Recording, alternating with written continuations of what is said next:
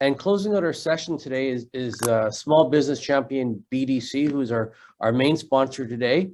Joining us from BDC is Paul Sadra. As the Halton Region Area Manager for BDC, Paul leads a team of professionals dedicated to supporting local businesses with the financing and advisory services they need to grow and succeed. Before joining BDC, he spent several years working in commercial banking at chartered banks.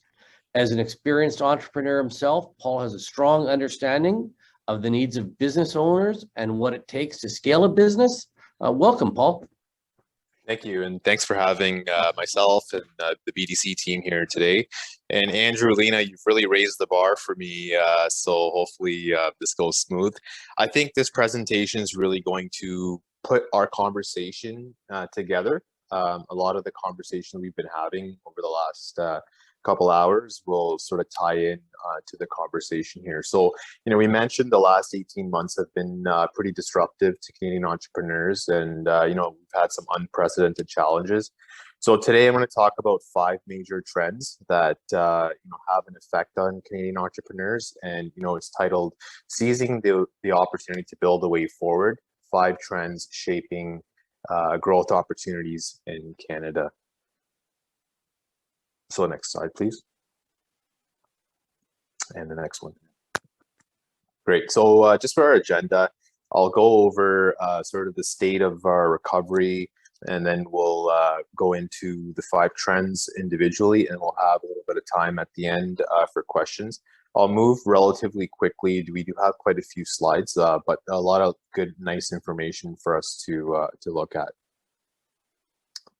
So, when you look at, there's no surprise, we had a significant effect on the Canadian economy and job market with COVID.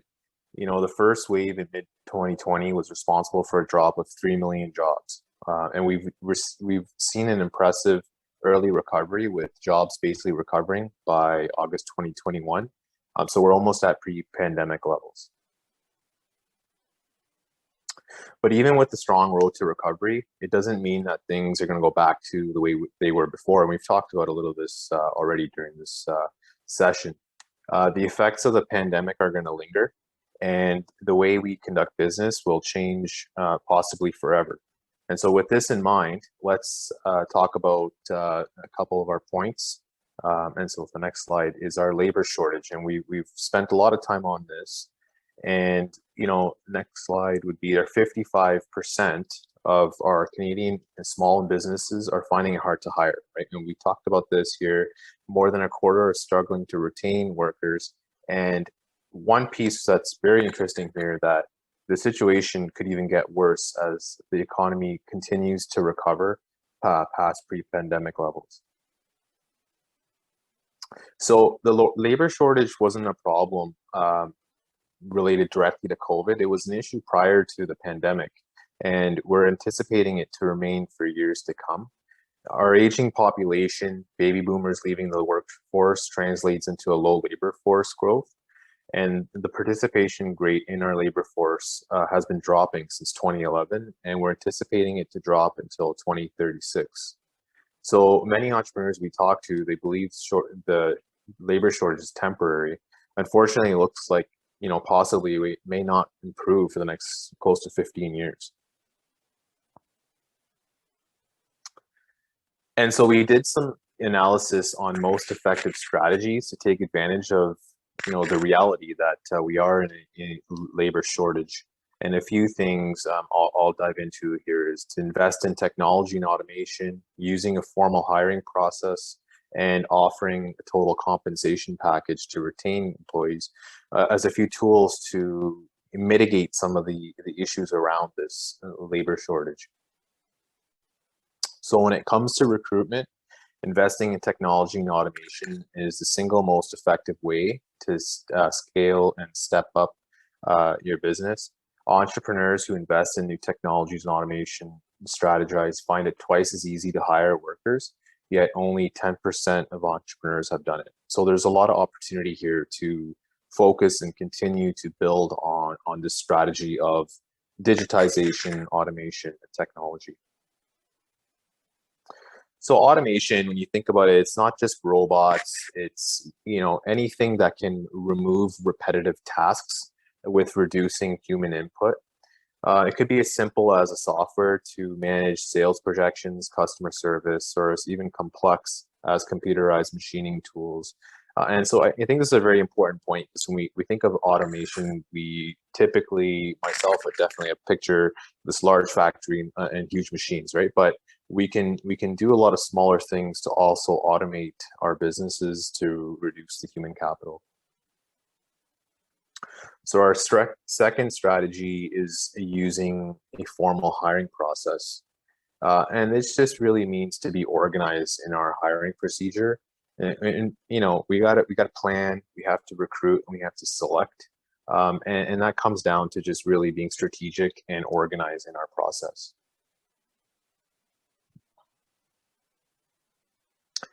So entrepreneurs have a hard time hiring. Like the size brand recognition of larger businesses, typically the small businesses don't have the in-house experience for these types of things. But, you can't neglect the hiring process. 77% of entrepreneurs that were polled by our organization said they had no formal hiring process. And 52% of companies who adapted a formal hiring process said it was easy to hire workers, compared to 42% of the companies without. So basically, it's a pretty important piece and to your hiring process to implement these strategies early and look at them on a regular basis. Companies that offer competitive salaries and benefits are 1.4 times more likely to retain workers as well.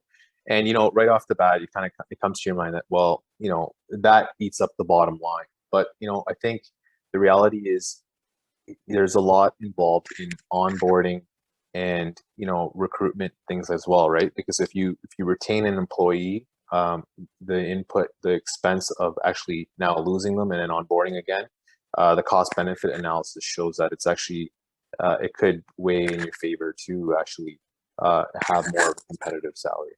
So that's something to keep in mind. So our second topic is the continued rise of e-commerce that we're anticipating to continue in the coming year. So no surprise, the pandemic continued our presence online. And I know I used a lot of Amazon and I'm still using it even now. And so definitely all our use has been increased on e-commerce. And so it's become more important than ever for us to have a presence online for a small business. So I found this information to be pretty shocking. So 50% of Canadian businesses don't have a website. And so if there are about 1.1 million businesses in Canada, that's about 500,000 companies in Canada don't have a website. And I think that's that's very important to, first of all, recognize, and somewhere there's an opportunity for business to at least start with having some exposure online. So we spoke on some of this with Andrew on remote work, and we anticipate it will remain popular. So through the worst of the crisis, the worst of the crisis is behind us, but we still anticipate that workers are going to want to stay home in some sort of capacity, may it be hybrid, and remote work, we believe, is here to stay.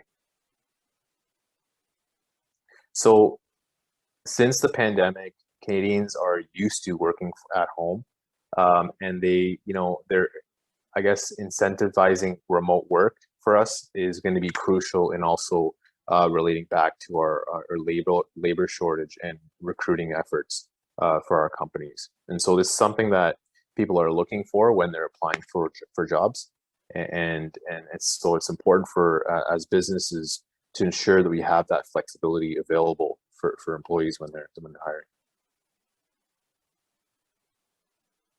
So the other piece here is, and I know from my end as well, just managing a team remotely, we definitely need to adapt our management styles, right? Because working from home is a different dynamic, and when we're managing our teams, our expectations should be different. We should give a little bit more autonomy to our teams, and we should be a little more flexible and have different expectations for shift work. Studies show that employees are actually working a lot more hours at home. They're putting in the mornings and in the evenings as well.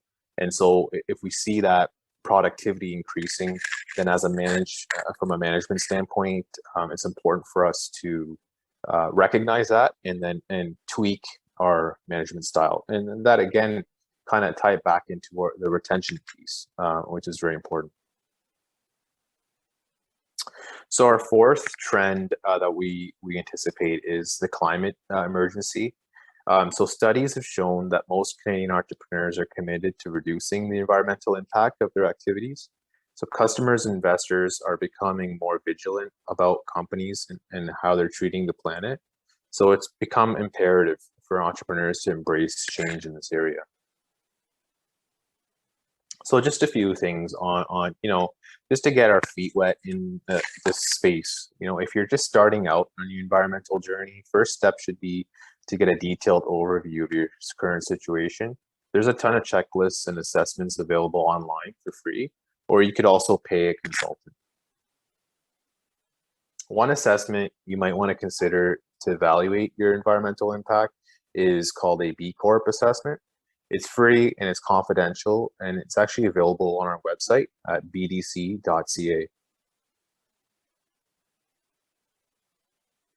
So our last trend is getting used to uncertainty. And, I was actually out meeting a customer this morning in Burlington, and we had a pretty deep conversation around the uncertainty here. And it's very prevalent in all businesses, just with the way the world economy has changed and shifted.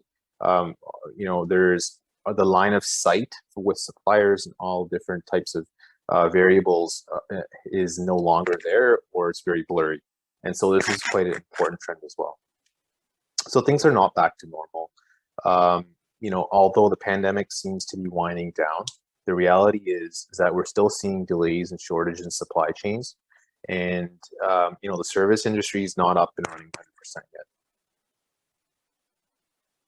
So a few things that we can do to mitigate some of these uncertainties is to, protect against, we do a risk assessment to identify and that could impact your delivery. And so what you do is, you look at some things like, are you dependent on one supplier? Where is that supplier? Is the supplier in danger of closing? Do certain employees have skills that are essential for delivery? Are you relying on just one or two for your business? Do you have a piece of equipment that is required to service your customers? So, identify your risks and then look at mitigating them. The other piece that I find, and this kind of comes close to my heart, just kind of coming from a banking background, is to manage your cash flow. Very, very important to stay on top of your cash flow. And I would stretch this out even to say just your financial snapshot, having it available to you and systems in place to be able to extract that information in real time or very short period of time is crucial. And so that way you can plan for disruption if it ever does end up getting into that situation. So to summarize, these trends will put you and your business in a stronger position to succeed in post-pandemic Canada. The pandemic, it's changed our environment, and we still need to remain very careful and vigilant. The recovery seems, very uncertain. Lockdowns could potentially come back. Flexibility and adaptability will be the key to your business continued success to months and years to come.